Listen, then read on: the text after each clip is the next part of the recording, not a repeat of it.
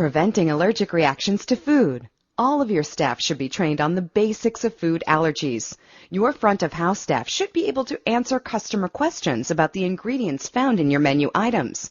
However, some menu items contain a large number of ingredients, so it may not be realistic for all of your employees to be food ingredient experts. For more complex menu items, there should be a designated food allergy expert available at all times to answer any food allergy or ingredients questions your customers or staff may have. When a customer asks about the ingredients in a particular menu item, this expert must tell them any and all ingredients found in that item, even if the recipe is a secret.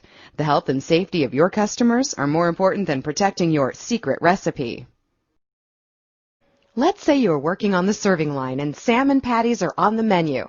A customer asks if there is any shellfish in the patties. You know salmon is not a shellfish, so you tell the customer there is no shellfish in the patties. What you did not know is that the chef added some shrimp to the salmon patties that day. Guess what happened to your customer after eating a couple bites of salmon patty? Yes, they had an allergic reaction and had to be rushed to the emergency room. This is an example of why you must always refer food allergy and food ingredient questions to the resident food allergy expert. The only way for people with food allergies to prevent having a reaction is to avoid certain foods and ingredients entirely.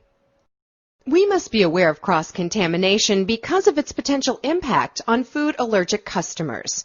Cross-contamination occurs when two or more foods come in contact with each other.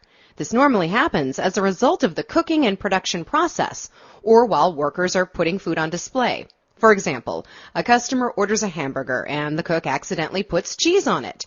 Protein from the cheese is now on the bun and the hamburger. The entire sandwich must now be remade. Be cautious when handling allergen foods. Hands, gloves, and tongs can be a source of cross-contact. For example, picking up a muffin that contains nuts and then a muffin that does not contain nuts. The second muffin can now cause an allergic reaction in a customer with a nut allergy, even though it doesn't contain nuts. Preventing allergic reactions to food. There are a few steps that you can take to help prevent cross-contamination.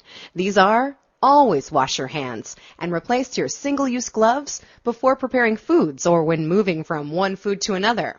Designate certain equipment and utensils as allergen-free zones that will be used when preparing non-allergenic food items.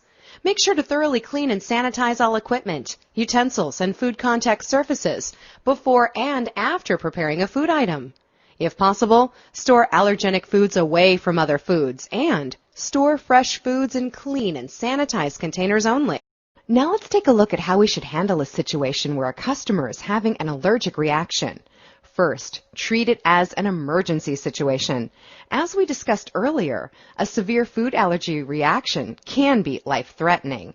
The person may show many of the symptoms we talked about earlier, from swelling of the throat and problems breathing to abdominal cramps and vomiting. Next, avoid denial. This means do not wait to respond, because you may be telling yourself that the reaction is not really very serious. While you are denying or minimizing the problem, a person could be in a serious and life-threatening situation. Next, get medical help. Call 911 immediately or have someone call for you. Tell the 911 operator that a person is suffering a severe allergic reaction and share the name and address of your operation. Stay on the line until medical help arrives. By remaining calm and taking charge of the situation, you may very well save your customer's life. Congratulations! You have completed the learning portion of this unit. You will now take a short unit quiz. The quiz consists of 10 questions with a passing score of 70%. When you pass the exam, the unit is complete, and you may move on to the next unit. If you would like to review any information in this unit before taking the quiz, you can do so now by clicking on the outline icon on the lower right portion of the course player. To continue to the quiz, click the play button below now.